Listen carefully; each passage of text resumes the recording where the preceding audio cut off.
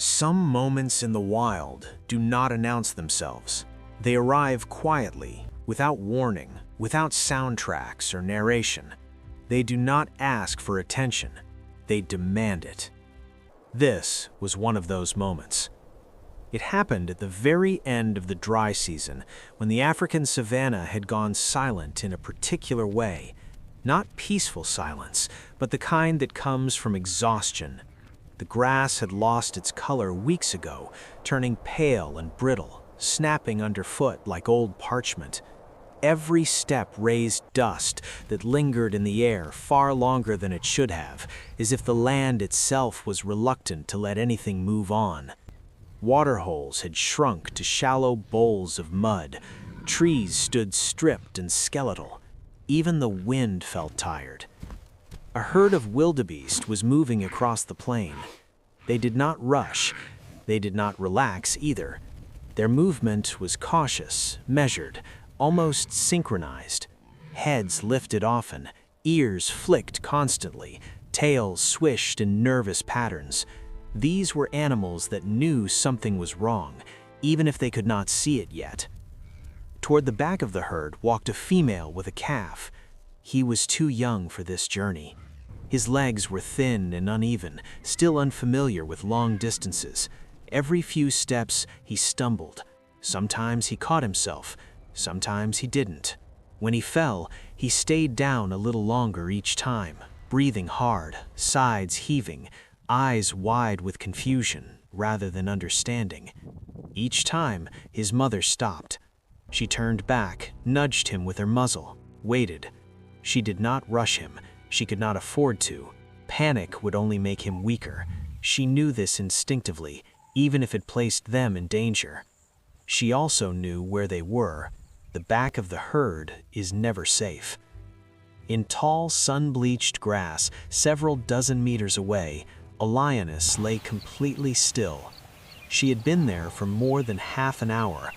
Her body blended into the landscape so perfectly that even trained observers might have missed her. Her breathing was slow and controlled. Her paws were tucked beneath her chest. Only her eyes betrayed her presence, fixed, unblinking, tracking a single moving shape at the rear of the herd. Not the herd itself, not the strongest adults, not the alert sentinels near the center. The calf. The lioness was not angry. She was not cruel. She was calculating. The dry season had been unforgiving. Hunts had failed more often than they had succeeded. Energy spent chasing the wrong target could mean days without food. Days without food could mean death, not just for her, but for others depending on her. She waited because waiting was survival. The herd shifted direction slightly, angling toward a distant patch of greener ground.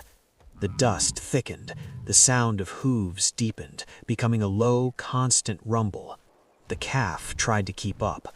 He pushed himself forward, legs trembling, hooves slipping on loose soil. Then he tripped again and collapsed to his knees. This time, the sound he made was different, a short, sharp cry that cut through the noise like a crack in glass. The lioness rose. Not suddenly, not recklessly. First, she lifted her head, then her shoulders, then slowly she stood. Her body lowered as she began to move, muscles tightening beneath her skin. Each step was deliberate, silent, placed with care. She moved against the wind, keeping her scent from reaching the herd. Dust swirled behind her, but not enough to betray her position. The mother saw her almost immediately. She spun around, placing herself between the lioness and the calf. Her head dropped low, horns angled forward. Her stance widened. She snorted, stamping once, not in panic, but in warning. This was not desperation. This was defiance. For a brief moment, the savanna seemed to hold its breath. Predator and prey locked eyes. The lioness assessed her. An adult wildebeest was not a harmless opponent. One wrong move could result in a punctured lung, a broken rib, a fatal injury. The lioness knew this. But she also knew something else. The herd was moving away. With every passing second, the distance between the mother and safety grew wider. The calf struggled to stand again, his legs buckled. He fell onto his side, gasping, dust clinging to his face and nostrils. He did not understand what was happening, only that the ground felt too heavy and the air too thin. The lioness shifted sideways, not toward the calf, but away from him.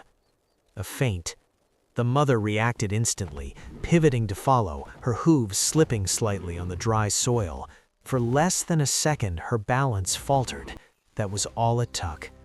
The lioness lunged. She burst forward in a powerful sprint, cutting behind the mother and closing the distance to the calf in 2 bounds. Her jaws closed around his neck, fast, precise, practiced. The mother screamed. It was not a threat. It was not a challenge. It was loss. She charged, slamming into the lioness with her horns, striking her side. The lioness snarled, claws digging into the earth to maintain her grip. Dust exploded around them, hooves pounded, teeth flashed. The fight was chaotic but brief. The lioness knew she could not win a prolonged struggle in the open. She adjusted her hold, tightening her grip, and began dragging the calf toward nearby bushes where the mother's reach would be limited. The mother followed, striking again, but her attacks grew less precise. Fatigue set in. Fear blurred judgment. Seconds passed. Then, abruptly, the mother stopped. She stood motionless as the lioness pulled the calf into the shade. She did not turn away immediately. She did not collapse. She did not cry out again. She watched. She watched until the dust settled, until the sounds faded, until the savanna returned to its quiet, indifferent state. Then she turned. She followed the distant shapes of the herd, smaller now, farther away, and walked after them, slowly, alone. In the shade, the lioness lay beside her prey, chest heaving. She did not eat right away. She rested, eyes half closed, body trembling slightly from exertion. This was not triumph. This was necessity. In the wild, there are no villains. There are no heroes.